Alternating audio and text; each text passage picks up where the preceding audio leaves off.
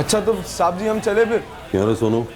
अरे साहब अब अंधेरे में कौन सा कोई ग्राहक आएगा, और आएगा भी तो क्या देखेगा क्या खरीदेगा, और लाइट तो आने से रही वैसे भी। बिजली विभाग वाले तेरे ससुराल वाले जो तू आंखें मूंद के कह रहा है कि बिजली आने से रही। आंखें मुंदी नहीं है साहब जी, खुली हैं, इसलिए कह रहा हूँ। पिछले 3 दिनों से ना ट्रांसफार्मर की चेकिंग चल रही है और पकड़ में आया है कि एक ट्रांसफार्मर का हिस्सा जल गया है और ऑफ कर दिया है, यानी कि काम शुरू होने वाला है। अच्छा ठीक है, तू जा सर मत खा और कल टाइम पे आ जाना। हाँ टाइम पे आ जाएंगे। थैंक यू साहब। अदालत? हैदरबिंद, अदालत? तुम केस करोगे हमारे खिलाफ? सुरेश भैया, आप हमारे साथ नाइंसाफी करेंगे तो इंसाफ लेने कहाँ जाएंगे हम, बताइए। ताऊ जी हम कोठी आधी आधी बांट लेते हैं, सबका भला इसी में है, वरना हमें अदालत जाना पड़ेगा।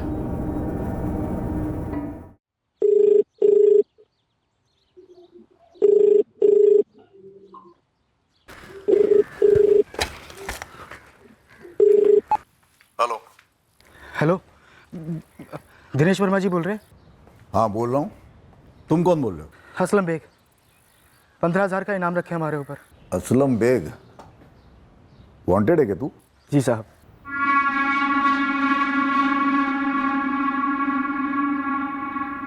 खुद को पकड़वा के इनाम पाना चाहता है? नहीं साहब, सिर्फ संडा करना चाहते हैं, ठुकना नहीं है हमें साहब। आजा थाने, पता है ना, या लिखवा दूँ? सर आप एनकाउंटर तो नहीं करेंगे ना? तू थाने तो आजा, फिर सिक्का उछालते हैं। साहब जिंदगी में आप कोई जुर्म नहीं करेंगे, जमानत भी नहीं चाहिए हमको, वहीं पड़े रहेंगे अंदर। साहब आपके थाने के सामने बूट पॉलिश कर लेंगे, चाहे तो आप अपना खबरी बना लीजिए। साहब आपका कुत्ता बन के रहेंगे। वाह, कुत्ता भौंक रहा है कि दुम सीधी करेगा। साहब हमारे भौंकने से आपको ही फायदा है, हमारे पास मर्डर की एक टिप भी है। बता क्या टिप है? साहब पहले आप वादा कीजिए कि आप एनकाउंटर नहीं करेंगे। थाने आजा। चलो बताओ, किसके मर्डर की टिप देने आए हो तुम? साहब अरे हम तुमसे कुछ उगलवा थोड़ी ना रहे हैं, तुम खुदों की टिप देने आए हो ना, तो अकला क्यों रहे हो? बोलो। साहब वो मर्डर 5 दिन पहले हुआ था। और 5 दिन पहले हुआ ये मर्डर हमारे थाने में दर्ज हुआ था। हॉस्पिटल लाए जाने पर पीड़ित को मृत घोषित किया गया था। यह मर्डर 5 फरवरी 2018 की शाम को मीनारगंज मार्केट में हुआ था। जिन परिस्थितियों में यह मर्डर हुआ वो अपने आप में विचित्र सी थी।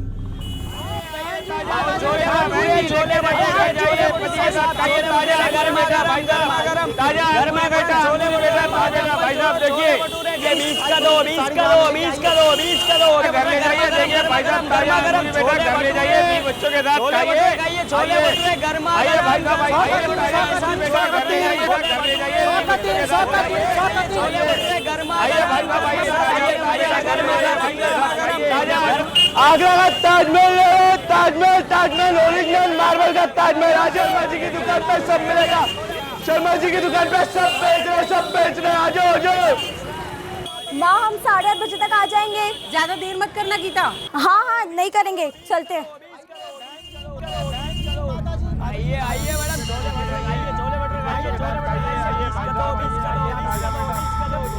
छोले भटूरे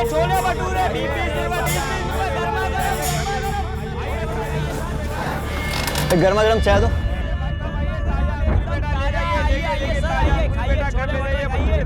छोले भटूरे लेके जाइए भाई साहब, लेके जाइए ताजा गर्मा गर्म।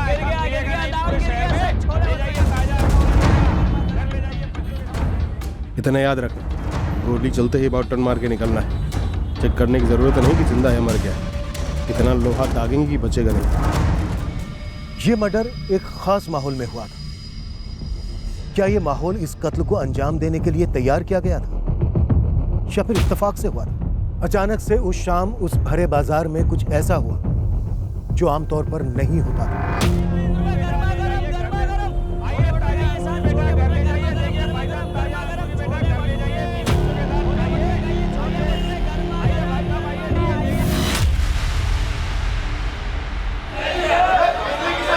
अरे यार ये धंधे के टाइम पे लाइट दुकान वाला किधर कहाँ गया? लाइट कल ही लिया था।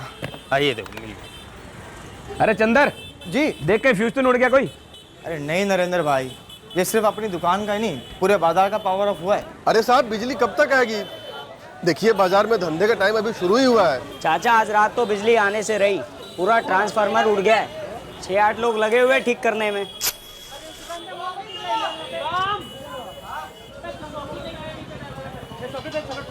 बाहर जला हुआ ट्रांसफार्मर ठीक कर रहे हैं बंदे, और हमें तो लगता है कल तक भी ऐसा ही चलेगा। परसों ही लौटेगी बिजली। अब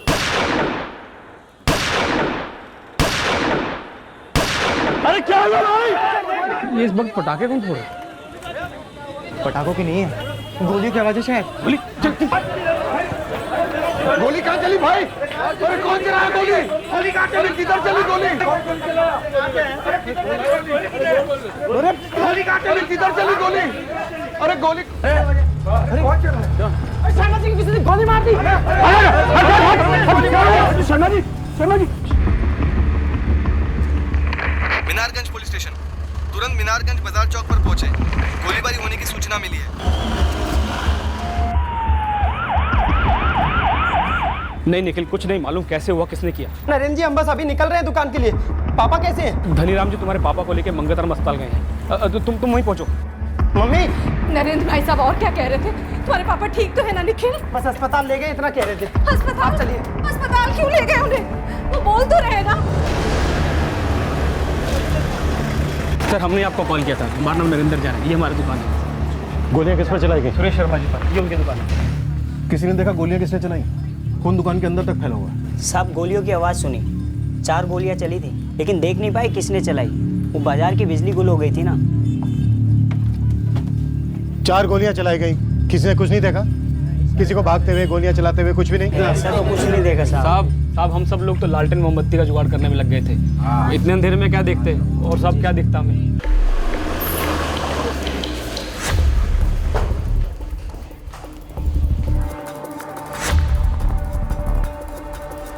सर इतने अंधेरे में तो हमसे सबूत मिट सकते हैं। सही कर रहे हो। अजय, क्राइम सीन सील करवा दो और फॉरेंसिक को कल सुबह हैंड ओवर कर दो। त्रिपाठी शुक्ला सर, तुरंत बाइक लेकर निकलो। मार्केट के बाहर जहां भी लाइट हो, सीसीटीवी लगे हो, तुरंत फुटेज निकलो। सर जहाँ तक हमें मालूम है मीनारगंज बाजार में तो किसी भी दुकान पर सीसीटीवी कैमरा नहीं है। अब हाल फिलहाल में किसी ने लगवाया हो तो पता नहीं, और बिना बिजली के वो भी किस काम का साहब? यहाँ बिजली आए दिन जाती है? नहीं साहब, आज अचानक से ऐसे पहली बार गई है। और साहब धनीराम जी ने फ़ोन किया था बिजली विभाग को, बोल रहे थे कि ट्रांसफार्मर जल कर रिपेयरिंग हो रही है। गोली चलने की आवाज़ के बाद किसने कोई बाइक जाने की आवाज़ सुनी? नहीं साहब, हड़बड़ी में हमने किसी चीज़ को ध्यान ही नहीं दिया, बस वो लाइट के उसमें लग गए थे हम लोग। अजय, ये बिजली का अचानक से गुल हो जाना, ये इत्तेफाक था या प्लान? क्योंकि मर्डर तो सॉलिड प्लानिंग से हुआ है। अंधेरे में गोलियां चलाना और हवा हो जाना।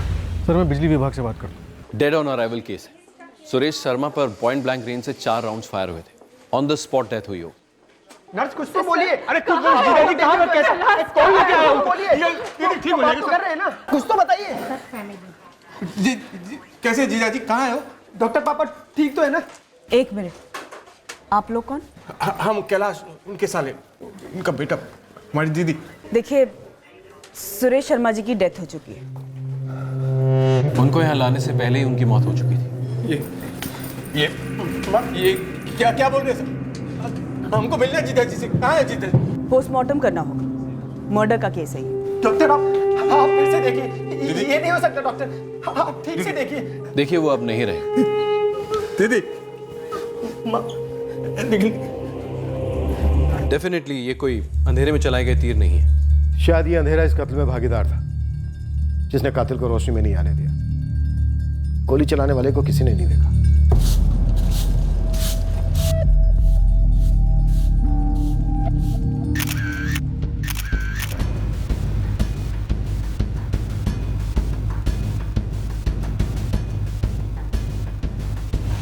पूरा बाजार सदमे में है मैडम जी। बहुत इज्जत थी सुरेश जी की। अगर किसी को कुछ भी पता होता या कोई भी जानकारी होती तो सामने से आपको बताते। नरेंद्र जी, मार्केट में कुछ तो खुसर पुसर चल रही होगी कि कौन मरवा सकता है सुरेश जी को, या किसी से दुश्मनी की? नहीं मैडम जी, सुरेश जी की सबसे सिर्फ दोस्ती थी। पूरे मीनारगंज बाजार में सबसे पुरानी दुकान है उनकी, और आर्टिफैक्ट्स के धंधे में बहुत बड़ा नाम है उनका। एक्सपोर्ट भी होता था और खुद का एक कारखाना भी है। इसके अलावा भी उनकी कोई दूसरी दुकान है? शहर के सबसे पौश इलाके राधेश्याम चौक में 2 नई दुकानें हैं, पर इस दुकान से बहुत लगाव था उनका, हमेशा यहीं बैठते थे। नरेंद्र जी, दिमाग पे थोड़ा जोर डालिए और सोच के बताइए कि क्या उनका किसी से कोई झगड़ा हुआ था या धंधे में कंपटीशन? धंधे में तो कंपटीशन चलता ही रहता है, पर ऐसे कत्ल जैसा आज तक कुछ नहीं हुआ यहाँ पर। बस एक बात खटक रही है। क्या?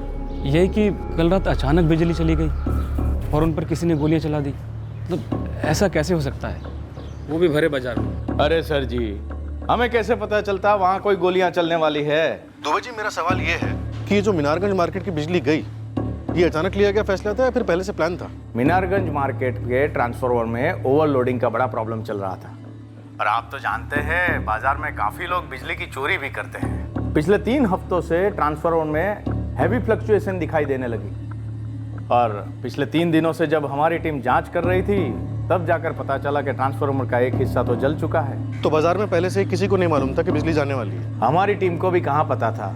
कल शाम को 6:30 बजे अचानक फैसला लेना पड़ा कि ट्रांसफार्मर बंद करके ही मरम्मत की जाएगी। आपकी टेक्निकल टीम जो 3 दिन से काम पर थी, मुझे सबकी सारी डिटेल्स भेजी।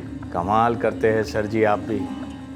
हम बिजली विभाग के कर्मचारी भी आप ही की तरह सरकारी नौकर है, अपनी ड्यूटी कर रहे हैं, और आप है कि हम ही पर शक कर रहे हो? दुबे जी, शक वक्त की बात तो भी बहुत दूर की है, हम बस थोड़ी बहुत पूछताछ करेंगे। आप जल्दी से डिटेल्स भेज दीजिए। निखिल, जिस तरह से हमला हुआ उससे तो यही लगता है कि हमलावर तुम्हारे पिता को जान से ही मारना चाहता था। तुम्हारी नजर में है कोई ऐसा जो ऐसा चाहता हो? एक ही आदमी है सर, धर्मेंद्र शर्मा, हमारे पापा के छोटे भाई, हमारे चाचा। कोई खास वजह? वजह हमारी एक पुश्तैनी कोठी है सर। तो हमारे भतीजे निखिल ने हमारा नाम FIR में लिखवाया है। जी धर्मेंद्र सर, आपको हमारे साथ चलना होगा। कमाल है, वो हमारा नाम बोलता है और आप सीधे हमें गिरफ्तार करने चले आते हैं। गिरफ्तार कहाँ कर? आप नामजद हैं, पूछताछ तो बनती है। उसने नाम बोला और आपने FIR में लिख लिया। FIR में नाम लिखने से पहले करते पूछताछ?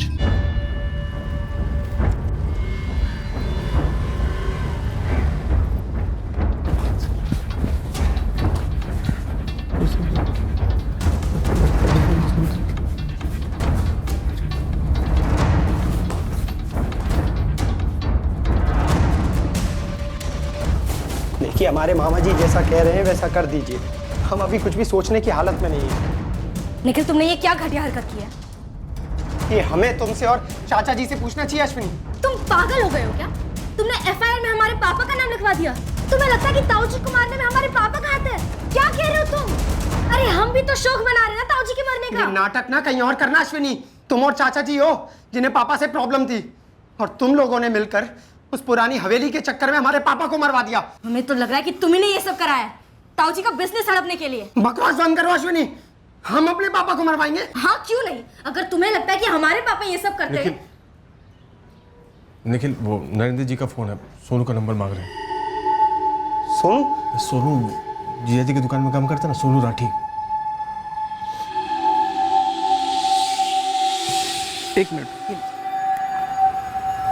444-091-872। मैम, हड़बड़ी में शायद किसी को ध्यान ही नहीं आया। कांड होने से लेकर अब तक ये सोनू तो कहीं दिखाई नहीं दिया। ये सोनू फिक्स मुलाजिम है सुरेश शर्मा जी का? जी एकदम फिक्स। मैम, हमारी डिटेल स्कैनिंग हो चुकी है। 4 बुलेट्स के सेल्स भी बरामद हुए हैं। 33 कैलिबर की गोलियां इस्तेमाल हुई है जो पिस्टल में इस्तेमाल होती है, जो ज़्यादातर प्रोफेशनल सुपारी किलर्स इस्तेमाल करता है। डिटेल रिपोर्ट बहुत जल्दी भेज देंगे। इंस्पेक्टर, हमारा भतीजा निखिल बच्चा है, ऊपर से शौक में है, बोल गया होगा ना आप साहब, लेकिन आप लोग तो मजे हुए हैं, तजुर्बेकार हैं। धर्मेंद्र जी, हमारा तजुर्बा कहता है कि प्रॉपर्टी को लेकर भाई भाई का कत्ल करवा सकता है। तो आपको लगता है कि हमने अपने भाई को मरवाया है, किसी को भेजकर, किसी से गोली मरवा कर? कौन मारेगा गोली? कोई गुंडा, कोई सुपारी लेने वाला ना। ज़रा सोचिए, माहौल देखिए सर। आपकी पुलिस फोर्स सुपारी लेने वालों को ढूंढ ढूंढ के पकड़ रही है। रोज़ अखबार में पढ़ते हैं हम, इतने सारे एनकाउंटर हो रहे हैं। तो आपको बेवकूफ़ लगते हैं कि ऐसे में किसी को सुपारी उपारी देंगे, वो भी अपने भाई को मरवाने के लिए? अब देखिए धर्मेंद्र जी, ये सुपारी शब्द आपकी तरफ से आ रहा है और ये बेकार की पूछताछ आपकी तरफ से हो रही है। अब हो ही रही है तो फिर जवाब भी देते जाइए धर्मेंद्र जी। हथियार आपने दिए थे, ये हथियारें खुद लेकर आए थे? क्या आपको पता था कि मीनारगंज मार्केट की बिजली गुल होने वाली है? आपको कोई टिप मिली थी? ये हत्यारे गए कत्ल करने और बिजली गुल होना उनके लिए बोनस था। आप भी गए थे हथियारों के साथ? हम 10 बजे तक अपने मसाले की दुकान पे थे सदर बाजार में, और वहां कोई बिजली नहीं गई थी। करीब 9:30 बजे हमारे पास हमारी बेटी अश्विनी का फोन आया कि ऐसा ऐसा हो गया है। क्यों? उससे पहले शूटर का कॉल नहीं आया कि काम हो गया है? देखिए, हम किसी शूटर वूटर को नहीं जानते, और एक पुश्तैनी कोठी के लिए हम अपने भाई का कत्ल नहीं करवाएंगे, कभी नहीं। तो फिर किस लिए करवाया धर्मेंद्र जी? वो कारण बता दीजिए। इंस्पेक्टर, वो कोठी ही थी जो सुरेश भैया और हमारे बीच में दीवार थी, और उसका फैसला किसी के मरने मारने से नहीं हो सकता था। मामला कोर्ट में है और कोठी पे ताला पड़ा हुआ है।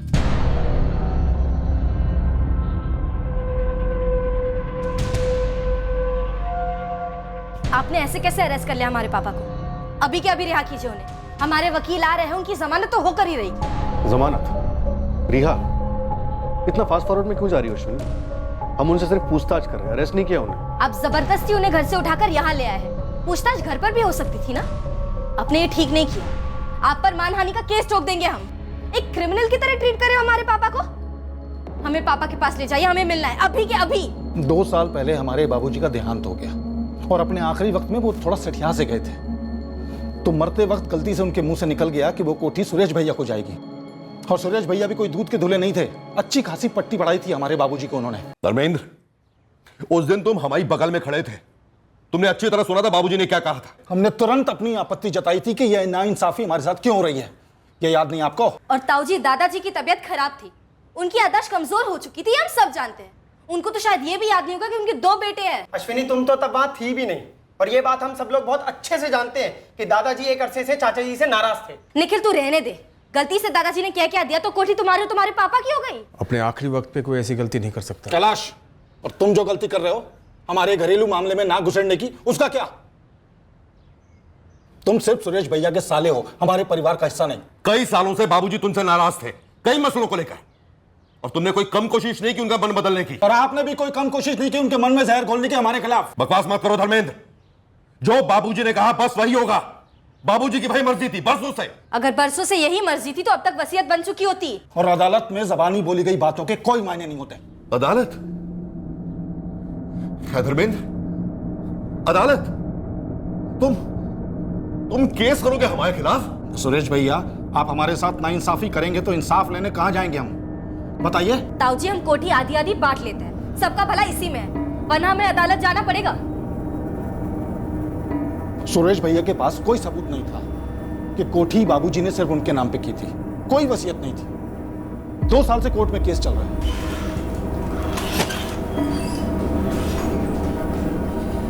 कोर्ट का फैसला कभी भी आ सकता है, तो ऐसे में हम कोई गलत कदम क्यों उठाएंगे? और उससे हो क्या जाएगा? पूरी की पूरी कोठी हमारे नाम पे हो जाएगी। ऐसा निखिल और ताऊजी चाहते थे, हम लोग नहीं। और अब ताऊजी नहीं रहे तो क्या इसका मतलब पूरी कोठी हमारी हो गई? नहीं, वो पुश्तैनी है, उस पर निखिल का भी आधा हिस्सा बनता है। सर, हो सकता है कि ये सब निखिल नहीं कराया हो, और अपने ऊपर से शक हटाने के लिए मेरे पापा पर सब कुछ थोप रहा है। सर, ताऊजी बहुत स्ट्रिक्ट फादर थे, बहुत दबदब कर बड़ा हुआ ये निखिल। इतने सालों से गुस्सा पाल के रखा होगा। बेटा बाप का कत्ल करवा सकता है, लेकिन भाई भाई का कत्ल नहीं करवा सकता। सर, आप एक बार निखिल को पूछ कर तो देखिए, क्यों उसका चेहरा सफेद पड़ गया था सोनू का नाम आते ही।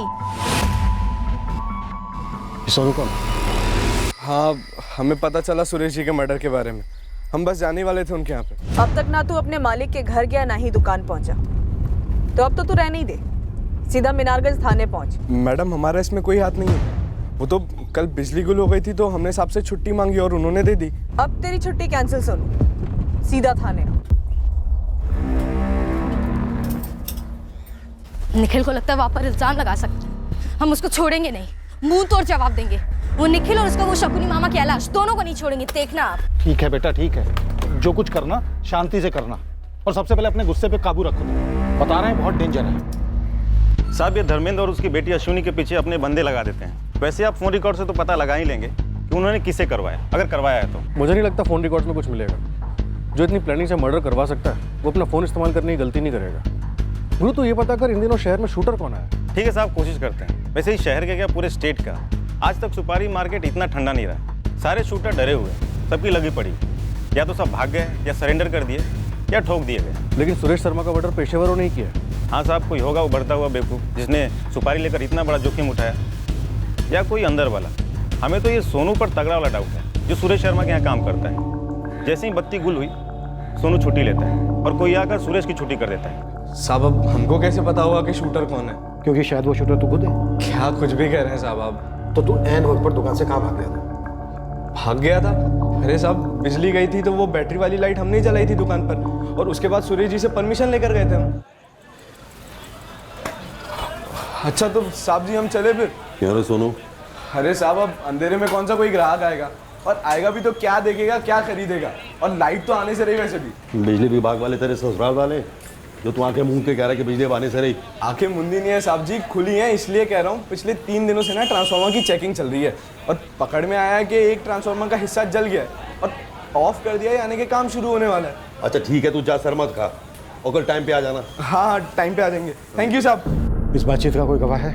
गवाह कहाँ से होगा साहब, अब दुकान पर तो हम और सुरेश जी रहते थे। तो दुकान से गया कहाँ? साहब हम सीधा घर गए थे और खाना खा के सो गए थे। और फिर पीछे से किसी को भेज दिया कि जा भाई गोली मार दे। अरे मैडम फिर से? अरे हमने किसी को नहीं भेजा, और हम तो पिछले 3 सालों से सुरेश जी की दुकान पे काम कर रहे हैं ईमानदारी के साथ। आप लोग खामखा शक कर रहे हैं हम पर। तेरी कहानी जमी नहीं सुन। जिस दिन गोली चली उस दिन कई चीजें हुई, बिजली गुल हुई तो दुकान से जल्दी गया। और तुझे पता था बिजली नहीं आने वाली, और किसे पता था? बोल जल्दी। गलत, ये गलत है मैम, ये सही नहीं है, ऐसा कुछ नहीं हुआ था। तेरे मालिक की याद में आज पूरा बाजार बंद है, हमारे सर पर भी टेंशन का बेताल बैठा है। बोल दे कौन था शूटर या थे? क्यों मारा गया सुरेश? और गुमराह करने की कोशिश मत करना, वरना यहीं कहीं जिंदा गाड़ दूंगी। हमने नहीं मारा है उनको, लेकिन हमें पता है कि किसने मरवाया होगा, और ये बात आपको मार्केट में कोई नहीं बताएगा क्योंकि सबकी लगी पड़ी है कि अगला नंबर उन्हीं का आएगा। और तू ये अब बोल रहा है? हाँ? किसने मरवाया सुरेश शर्मा? सब पांडे जी ने, आदर्श पांडे जी ने। साहब हम आपको स्टाम्प पेपर पर लिख कर दे सकते हैं कि पांडे जी ने ही करवाया होगा ये सब। कौन आदर्श पांडे? राम राम राम राम राम राम राम राम राम राम राम राम राम राम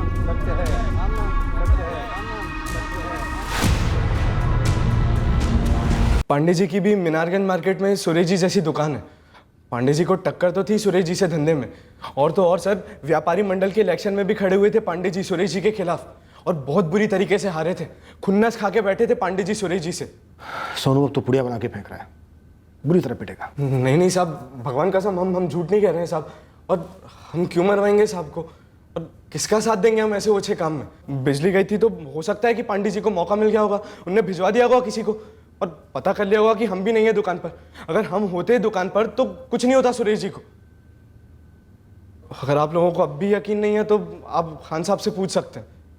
अब ये खान साहब कौन है? साहिल खान साहब का माल बाहर भेजते थे बेचने के लिए, एक्सपोर्टर है। हमने बात करते सुना था सुरेश जी को उनके साथ। भाई जब भी हम सोचते हैं कि आदर्श पांडे इससे नीचे नहीं कर सकता, वो और ज्यादा घटियापन पर उतर आता है। वैसे तुमने उससे क्या कहा? देख लो भाई, आगे तुम्हारी मर्जी है, बाकी इतना तो लिख के ले लो हमसे। खान साहब, अगर आदर्श पांडे ऐसा खेल खेल सकता है तो फिर वो कुछ भी कर सकता है।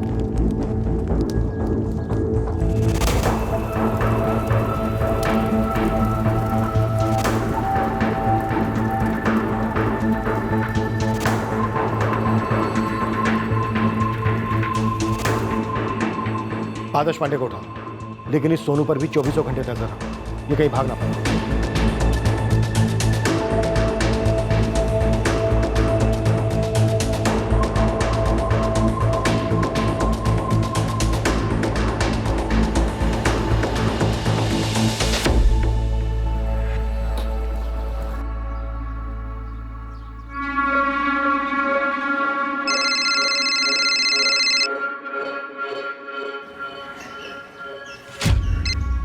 हेलो, आदर्श पांडे जी बोल रहे हैं? सब इंस्पेक्टर अजय उपाध्याय बोल रहा हूँ, मीनारगंज थाना। हुकुम सर।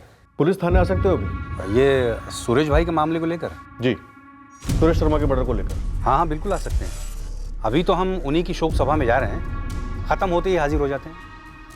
दीदी, जीजा जी को जिसने भी मारा है हम उन्हें नहीं छोड़ेंगे। निखिल और हम मिलकर सब कुछ संभाल लेंगे। मम्मी, ये धर्मेंद्र चाचा का ही किया कराया है। अदालत भले पूरी कोठी उन्हें दे दे, पर धर्मेंद्र और अश्वनी को छोड़ना मत। उन्हें सजा मिलनी चाहिए। सजा तो मुंह तोड़ मिलेगी उन्हें। और रही बात कोठी की, वो भी उनको नहीं मिलेगी। वो कोठी निखिल की थी, है और रहेगी। साहब, मुझे लगता है कि जरूर कोई पुलिस के पास गया होगा। पक्का किसी ने चुगली की है। देखो गुरु, ये किसी सातिर शूटर का काम नहीं लगता है। सब जगह सन्नाटा है। काम तो पेशेवर का ही है। खुलेआम गोली चली और साइलेंसर भी नहीं लगा था। अगर पेशेवर शूटर होते तो वो बाइक से मार्केट में घुसते धूल उड़ाते हुए और वैसे ही निकलते। हुआ कुछ ऐसा? अरे पैदल आए होंगे और पैदल ही निकल गए होंगे। रेल और बस के अड्डे पे 5 और 6 फरवरी पे किसी भी हिस्ट्री सीटर की शहर से जाने की कोई खबर सामने नहीं आई है। पर कत्ल तो हुआ है, और बाकायदा सुपारी वाला। देख, जब शूटर मिलेंगे तब मिलेंगे। गन का पता कर, कहीं से तो गन खरीदा होगा। किसने बेची, कब बेची, कहाँ बेची? सर, बाजार का पूरा इलाका छाना। मीनारगंज की 500 मीटर की दूरी में किसी भी दुकान पर सीसीटीवी कैमरा नहीं है सर। लेकिन सर, सदर बाजार के दूसरे छोर पर 2 दुकानों के पास सीसीटीवी कैमरे लगे हुए मिले, पर फुटेज में कोई भी हड़बड़ा कर भागते भागते नहीं दिखा। मतलब शूटर पहले से बाजार में घात लगाए बैठे हुए, बिजली जाने के बाद आराम से आए, गोलियां दागी और भाग निकले। सर, पूरे चांसेस हैं कि वो गोली चलाकर बाजार में ही आराम से घूम रहे हो। एक तो अंधेरा था, ऊपर से भीड़ वाला टाइम था, तो भागने की जरूरत ही ना पड़ी हो। चुपचाप भीड़ में घुल मिल गए होंगे। सारे व्यापारियों की राय है कि बाजार और 4 दिन बंद रखा जाए और एक मोर्चा निकाला जाए हमारे खिलाफ, हम पर दबाव बनाने। नहीं, बिल्कुल नहीं। ये जुल्म के खिलाफ आप लोगों ने जो एक आंदोलन चला रखा है पूरे राज्य में, हम उसकी सराहना करते हैं। लेकिन सुरेश शर्मा जी एक इज्जतदार आदमी थे, सबसे अच्छे रिश्ते थे उनके। सब हैरान हैं, ये गैंग वैंग को आप निपटा रहे हो, फिर भी एक नेक इंसान पे गोली चलती है। अरे कैसे दुकानदार धंधा करेगा ऐसा भय के माहौल में? ऐसे नेक आदमी से आपकी तो खूब बनती होगी आदर्श पांडे जी। अरे मैडम, हमारी दोस्ती तो जमने जमाने से परे थी। हम लोग एक ही धंधे से नहीं, समझो एक ही माँ के बच्चे थे। अरे सुरेश जी मेरे बड़े भाई जैसे थे। पांडे जी, ये लीपा पोती कहीं और आजमाइए। सुरेश शर्मा से व्यापारी मंडल का चुनाव हारे थे आप, और उनके ग्राहक भी तोड़ रहे थे। धंधे में तो कंपटीशन चलती ही है, और इलेक्शन में हार जीत तो लगी रहती है। इसका मतलब ये नहीं है कि हर हारने वाला जीतने वाले को मरवा दे। हम व्यापारी हैं, और जैसे पूरे देश में डेमोक्रेसी चलती है ना, वैसे हमारे मंडल में, हमारे धंधे में भी वही चलती है, डेमोक्रेसी। पांडे जी, एक्सपोर्टर साहिल खान को आपके सामने खड़ा करूं, सुरेश शर्मा का खास क्लाइंट। 2 महीने पहले जिसे आपने बुलाकर एक्सपोर्ट ऑर्डर आपके साथ फिक्स करने की गुजारिश की थी, रेट कटिंग की, सुरेश शर्मा को काटने, उसका बिजनेस खत्म करने की साजिश की। जब आदर्श जी ने हमें अपना ऑफर बताया तो मन ही मन हम हंस पड़े थे सर। आदर्श पांडे सुरेश शर्मा को बिजनेस में काटना चाहता था। बिल्कुल सर। साहिल भाई, हम दोनों मिलके पूरे मार्केट पर हुकूमत कर सकते हैं, और इसमें दोनों का फायदा है। आइए, नया लॉट है, देख लीजिए एक बार।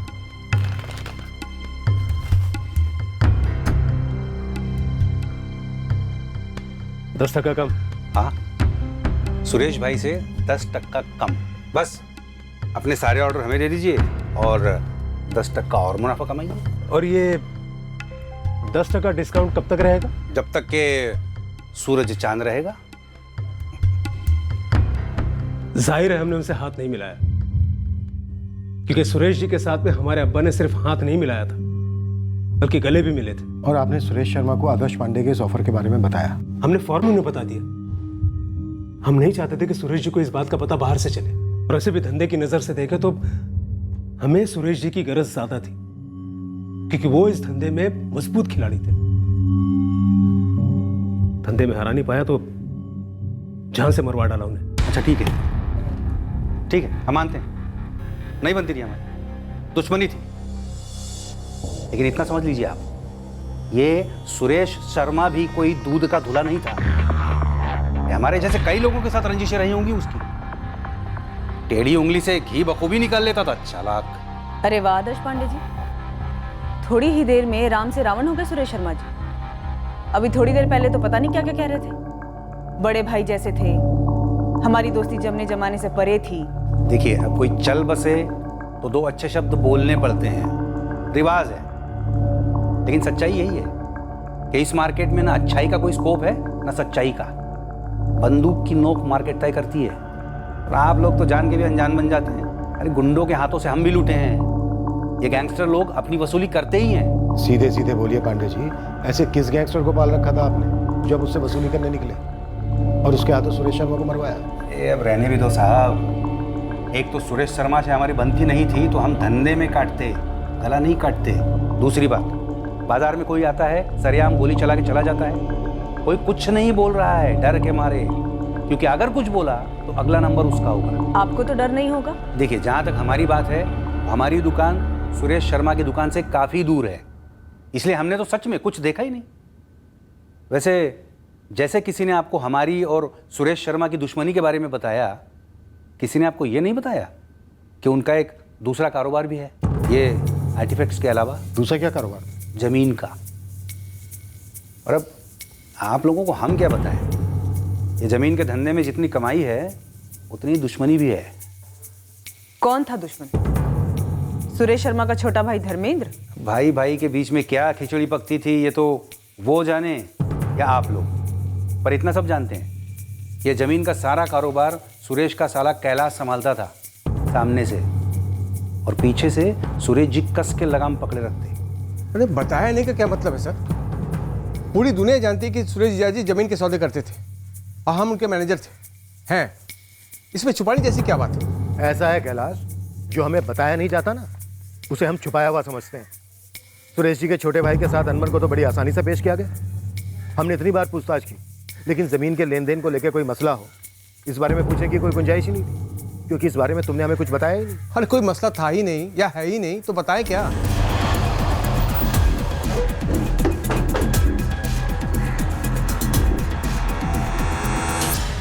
सर वैसे तो सारा काम कैलाश जी ही संभालते हैं, सुरेश जी तो बस दोपहर में आते, ठीक 2:30 बजे, और 5 बजे तक निकल जाते। हमें पता चला है कि कैलाश और उसके जीजा सुरेश के बीच कुछ अनबन थी। सर देखिए, हमको यहाँ पे सिर्फ 4 महीना ही हुआ है सर, हमको इस अनबन के बारे में भला क्या पता होगा सर। मतलब अनबन थी, पर क्या थी, क्यों थी, ये तुम्हें नहीं पता? सर हमको कुछ नहीं पता है सर, आप उस मंगल से बात कीजिए ना, वो मंगल अग्रवाल। कौन है मंगल अग्रवाल? हम उसी की जगह पर आए हैं। 4 साल से मंगल ही कैलाश जी और सुरेश जी के साथ यहाँ काम कर रहा था। कहाँ मिलेगा ये मंगल? उसका नंबर है? निखिल, तुमने बताया नहीं कि तुम्हारे पापा और तुम्हारे मामा के बीच में मनमुटाव था? मैडम, जब कुछ पता ही नहीं था तो क्या बताता, और मामा जी तो घर के हैं, हर मुश्किल में साथ खड़े रहे हैं। वो मर्डर करवा सकते तुम्हारे पापा का? मैडम आपको क्या पता चला है, पहले आप वो बताइए हमें। किसी को भी बख्शिएगा मत, चाहे वो कोई भी हो, चाहे हम लोगों का कोई भी या किसी और का कोई भी। बस हमारे पापा के हत्यारे को ढूंढ निकालिए। तुम्हारे पापा काफी स्ट्रिक्ट किस्म के थे? हाँ थे। तो सिर्फ तुम्हारे साथ थे या सबके साथ थे? सुना है तुम्हारे मामा को खुद से कोई फैसला नहीं लेने देते थे जमीन के बिजनेस में। देखो, हम तुम्हारे मामा से पूछताछ कर रहे हैं, जिस किसी ने भी ये साजिश की है हम उस तक जरूर पहुंचेंगे।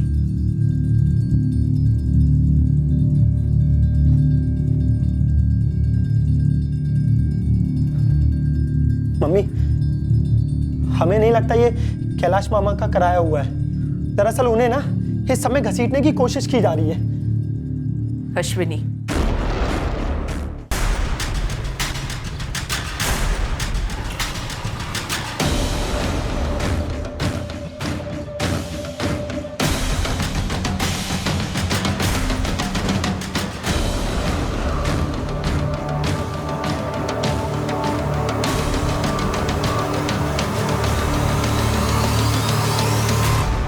टट्टू, कठपुतली, जैसा सुरेश जी बोलते थे वैसा ही तुम्हें करना पड़ता था। तुम खुद से कोई फैसला नहीं ले पाते थे। न टट्टू न कठपुतली सर, मैनेजर। हम सुरेश जीजा जी के मैनेजर थे, बिजनेस उनका था तो फैसले जाहिर है वही लेते थे, हमारे हाथ में तो कुछ था ही नहीं। और यही बात तुम्हें खटकती थी, तुम सब कुछ अपने हाथ में लेना चाहते थे, ऊपर उठना चाहते थे, खुद का बिजनेस चाहते थे, पार्टनरशिप शायद। सर आप जाहिर सी बातों का बेवजह चीरहरण कर रहे हैं। और सुरेश जी तुम्हारे आत्मसम्मान का चीरहरण करते थे।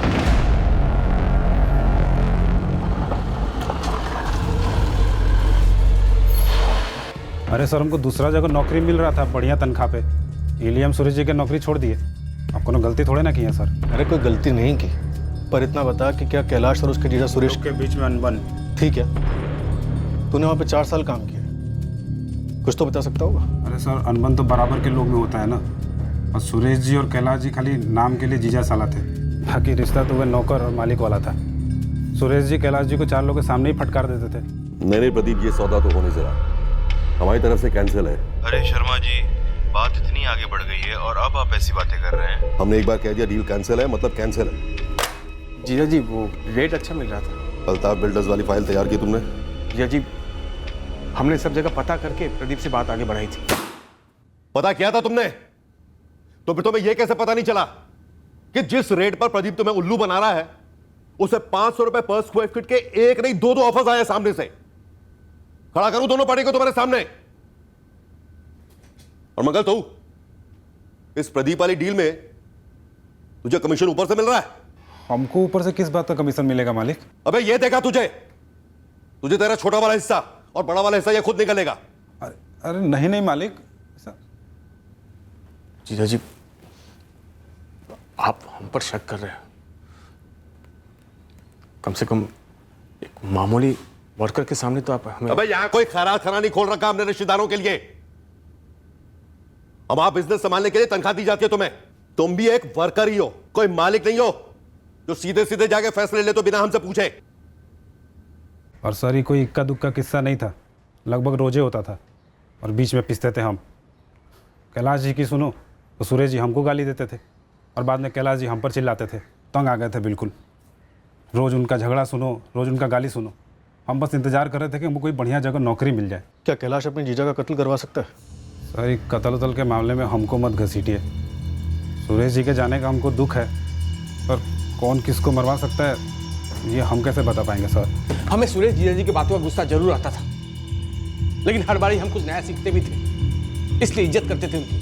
और वो निखिल को क्या कम डांटते थे, उसके फिजूल खर्चों में ऐसी क्लास देते थे कि पूछ मत। तो इसका मतलब ये हो गया कि हम दोनों ने मिलकर जीजा जी को मार डाला। एक मिनट, हम दोनों? हम बात सिर्फ तुम्हारी कर रहे हैं कैलाश, ये बीच में निकल कहां से आ गया? बेटा सर, हम आपके हाथ जोड़ते हैं। हम वैसे ही बहुत दुखी हैं और आप ऐसा भद्दा आरोप लगाकर हमारा टेंशन मत बढ़ाइए। हमारी दीदी के पति थे सुरेश जी, हमारे बड़े भाई और बाप समान थे वो। 2 हफ्ते पहले तुम्हें इस नंबर से फोन आया, 44490871। फर्जी नाम, फर्जी एड्रेस। क्या ये इत्तेफाक है कि यही नंबर सुरेश जी के फोन रिकॉर्ड्स में भी है? और तुम्हें कॉल आने से ठीक 1 दिन पहले इसी नंबर से सुरेश जी को कॉल आया था। अब ये नंबर बंद है। तो सर, तो ये कि ये नंबर किसका है? क्योंकि फर्जी नाम, फर्जी एड्रेस फर्जी लोग इस्तेमाल करते हैं, जैसे कि क्रिमिनल्स। प्रॉपर्टी और बिल्डिंग लाइन में लोग 19-20 होते ही हैं। पूरे दिन में दर्जनों कॉल आते हैं हर जगह से, हर किस्म के लोगों से। अब सब थोड़ी ना याद रहेगा सर। कमाल करते हैं आप।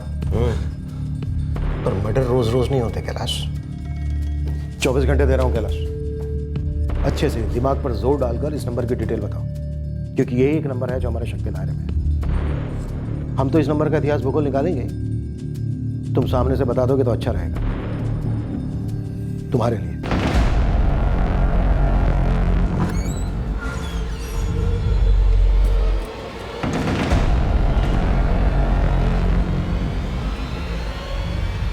मीनारगंज मार्केट में सबकी लगी पड़ी है, सब हिले हुए हैं। कोई झूठ बोल रहा है? किसी ने कुछ देखा हुआ और छुपा रहा हो? कुछ समझ में नहीं आ रहा है। हिस्ट्री शीटर की पूरी लिस्ट खंगाली।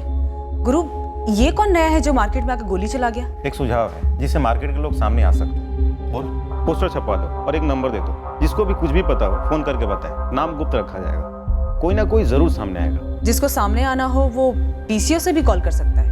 मैडम, आप सही कह रही हैं, लेकिन जब पुलिस सामने से बोल रही है कि पहचान गुप्त रखा जाएगा तो लोग हिम्मत करेंगे। अभी नहीं बोल रहे हैं क्योंकि अगला नंबर उनका भी हो सकता है। आखिर इतने बड़े आदमी का खून हुआ है और सामने वाले ने पेशेवर का इस्तेमाल किया है। और वैसे भी बहुत लंबी लिस्ट है आपके पास, एक एक संदिग्ध के पीछे कितना लंबा जाएंगे? ये तो पक्का है कि कोई जानता है, पर बोल नहीं रहा है। सर, हम सुरेश शर्मा की हर दुश्मनी अरमान का एंगल तो खंगाल ही रहे, लेकिन शूटर के बारे में कोई भी जानकारी सामने से नहीं आ रही। और एक बार शूटर हाथ लग जाए तो मास्टरमाइंड पे उंगली अपने आप दब जाएगी। हाँ, ये भी चांस है को पोस्टर देख के गलत फायदा भी उठा सकता है, अपनी भड़ास भी निकाल सकता है। और सर, ये भी तो चांस है कि उस अंधेरी रात में चली गोलियों के राज पर रोशनी गिरे।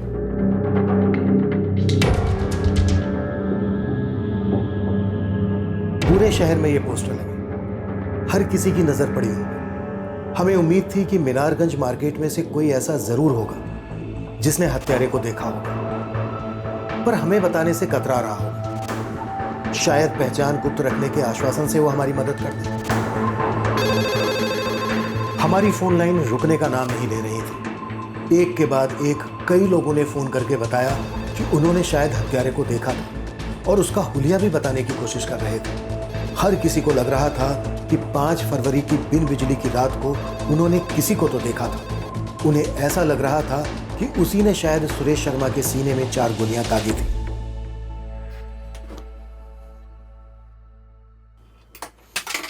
पर उन सारे फोन कॉल्स में से एक ऐसा कॉल आने वाला था जो हमें एक तगड़ी जबरदस्त लीड देने वाला था, उस शख्स के बारे में जो कत्ल की रात मीनारगंज मार्केट में मौजूद था।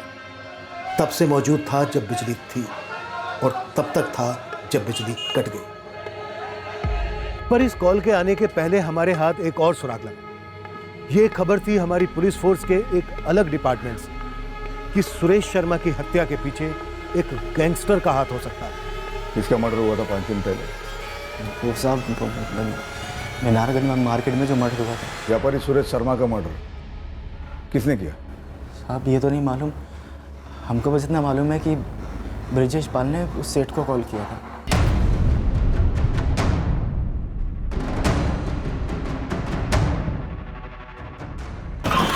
ये ब्रिजेश पाल हिस्ट्री शीटर है, वांटेड है। हाँ विक्रम, हम उसे ट्रैक कर रहे हैं। यह असलम बेग बता रहा था कि ब्रिजेश पाल ने सुरेश शर्मा से रंगदारी मांगी थी, एक्सटॉर्शन कॉल किया था। 15 लाख? किस खुशी में? वाह सुरेश जी वाह, माहौल इतना बदल गया है कि आप सीधा सीधा पूछ रहे हैं किस खुशी में। हमारे पास 15 लाख रुपए नहीं है तुम्हें देने के लिए। ये भी कोई बात हुई सुरेश जी? आप सीधा सीधा मना कर रहे हैं। हम नहीं दे सकते, मतलब नहीं दे सकते। सुरेश शर्मा के फोन रिकॉर्ड से जो नंबर मिला वो फर्जी नाम फर्जी एड्रेस से खरीदा गया था। वो यही कॉल हो सकता है ब्रिजेश पाल का। हाँ हो सकता है। हम लगे पड़े ब्रिजेश पाल को ढूंढ निकालने में। पूरी संभावना है कि यही तुम्हारा शूटर है। अंडरवर्ल्ड गैंगस्टर ब्रिजेश पाल के एक आदमी ने सरेंडर किया है। उसने बताया कि ब्रिजेश पाल ने सुरेश शर्मा को फोन किया था। कोई फर्जी नंबर हो सकता है। सर एक और डेवलपमेंट भी है। एक नाम उभरा है, एक कॉल आया था। पोस्टर देखकर? हाँ सर, एक नाम दिया गया जो कत्ल की रात क्राइम सीन पर मौजूद था। हेलो मीनारगंज पुलिस थाना। मुझे पता है सुरेश शर्मा को किसने ठोका है। बोलिए, मैं सुन रहा हूँ। मोहित मोरे ने उसकी सुपारी ली थी, धर लो उसे।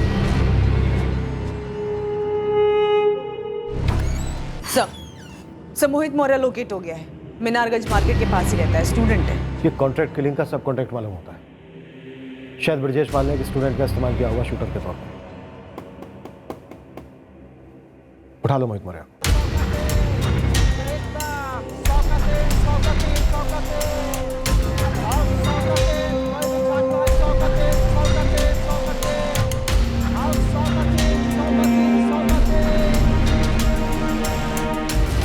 हमें एक बात समझ में नहीं आ रही है कि ये पुलिस सोनू को काहे अंदर नहीं कर रही, जबकि हमें तो सबसे बड़ा झोलू यही लगता है।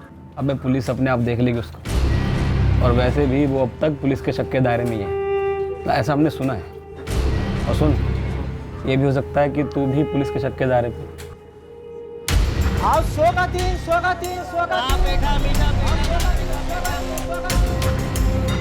शक के दायरे में अब भी वो सारे लोग हैं जिनकी किसी न किसी तरह से सुरेश शर्मा से रंजिश थी, दुश्मनी थी।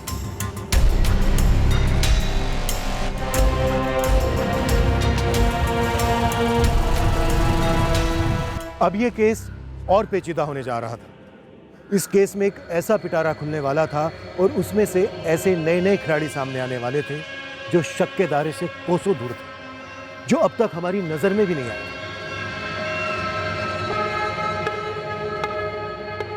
उनमें से कुछ जेल के अंदर थे और रिमोट कंट्रोल से जुर्म के पहिए कंट्रोल कर रहे थे, और कुछ बाहर बैठे जुर्म के दस्तावेजों में अपने नाम का इजाफा कर रहे थे। कल रात हम इस केस के हर पहलू को निचोड़ेंगे और इस मर्डर की तह तक जाएंगे। क्राइम पेट्रोल सतर्क। जय हिंद।